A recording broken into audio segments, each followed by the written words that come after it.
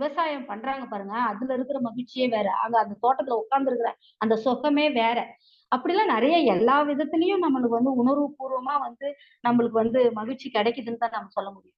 பணத்துல ஒரு குடும்பத்துல ஒரு வீட்ல ஒரு மருமக நல்ல செம பணத்தோட வந்துதான். இன்னொரு மருமக பணம் இல்ல, வசதி இல்ல.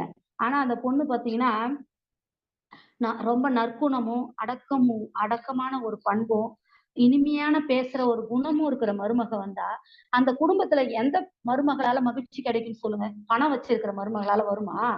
அந்த நற்பண்புகள் இருக்கிற அந்த பெண்ணால மட்டும் தான் அந்த குடும்பத்துல மகிழ்ச்சி கிடைக்கும். நீங்க நல்லா அது அதுக்கேத்த திருக்குறள் கூட திருவள்ளுவர் சொல்லியிருக்கிறாரு. அதுக்கேத்த திருக்குறள்னு.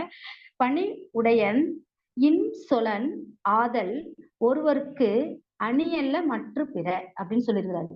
ஏன்னா அந்த சொத்தோட வர்ற அந்த பெண்ணை விட அந்த குணநலன்களோட வர்ற